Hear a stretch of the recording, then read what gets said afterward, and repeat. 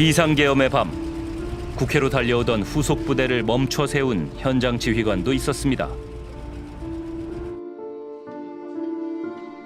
ROTC 출신으로 B64 최초의 수방사 제1경비단장이 된 조성현 대령.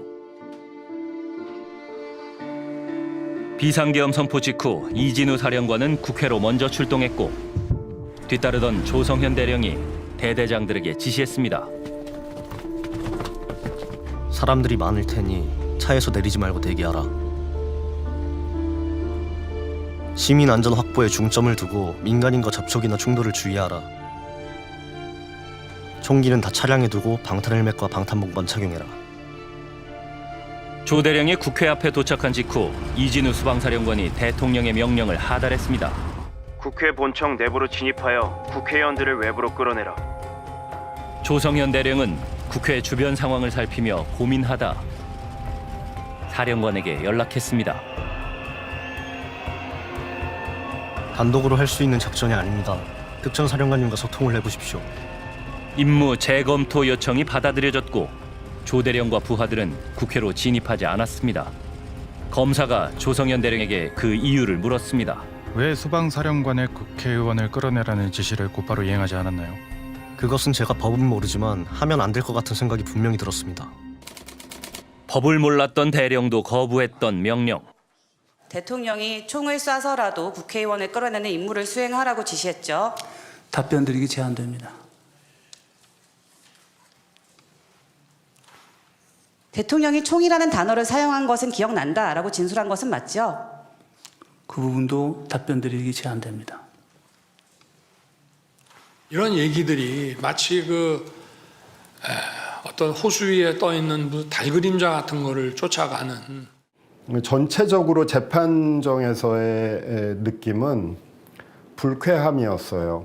대통령, 그러니까 피청구인 윤석열로부터 많은 다른 사령관들, 이런 분들이 사실은 자기 부하들을 내버린 사람들이거든요. 결국은 실제 동원된 군인들이 이제 희생을 당하고 또는 나중에 역사의 죄인이 될 텐데 그런 배신 행위를 해놓고도 모두 다 부인해 버렸어요. 그렇게 되면 결국은 부하들이 다 책임을 지는 상황이거든요. 선서, 양심에 따라 숨김과 보탬 없이 사실 그대로 말하고 만일 거짓말이 있으면 위증의 벌을 받기로 맹세합니다. 증인 조성현. 조성현 단장이 저런 진술을 할 거라고 좀 생각이 들으셨어요? 예상하지 못했어요. 예. 그렇게 차분하게 그리고 그렇게 명백하게 진실을 말해줄 것이라고까지는 기대하지 못했었는데 그 당시 심판정에서의 느낌 그리고 그 현장의 모습 이런 것들을 일기처럼 기록을 하고 있던 중이었어요. 그런데 저도 모르게 이제 증인을 쳐다보게 되더라고요. 뭔가 제 가슴을 울리기 시작하는 거예요.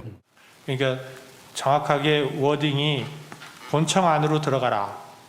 국회의원을 끌어내라. 이렇게 했단 말입니까? 그렇습니다. 내부로 들어가서 의원들을 끌어내라.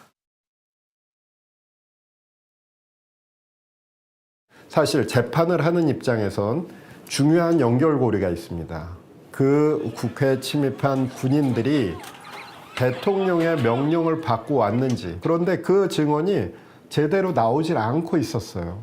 물론 곽 사령관 증언은 있었지만 그 이외의 사령관들은 전부 다 입을 닫고 있었고, 입을 닫고 있는 상황 속에서 중립적인 증인으로 나와서 그 연결고리를 명백하게 밝혀준 게 조성현 단장이었던 것이죠. 이거 우리 할 수 있는 역할도 아니고 이거 단독으로 할 수 있는 일이 아니다. 그래서 특수전 사령관님하고 소통하고 한번 재검토를 해달라고 말씀드렸습니다. 12월 4일 새벽 조성현 대령은 국회로 달려오던 수방사 후속 부대를 서강대교 북단에 멈춰 세우기도 했습니다.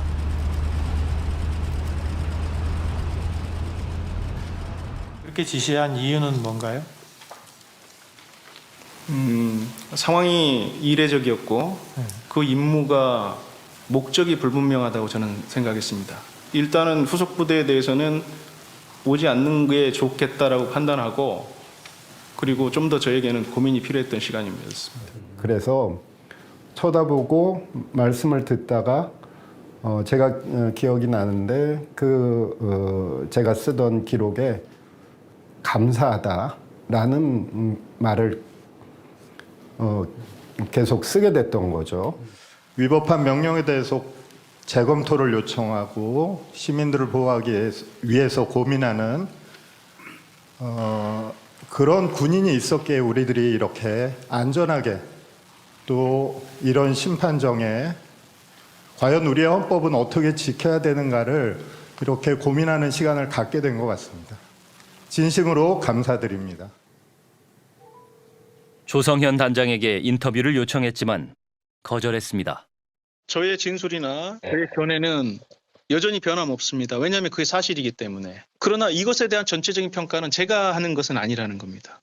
저 또한 당황스러운 것도 있고 사실 괴로움도 있고 화남도 있고 고통도 있고 막 그렇습니다. 솔직히 말씀드려서 그런 부분을 조금 이해해 주시면 감사하겠다 싶습니다. 증인은 사령관으로부터 받은 지시가 불법이라 이행하지 않은 것처럼 의인처럼 지금 행동을 하고 있습니다. 저는 위인도 아닙니다. 제가 아무리 거짓말을 해도 제 부하들은 다 알고 있습니다. 그렇기 때문에 저는 일체 거짓말 할 수도 없고 해서도 안 된다고 생각합니다.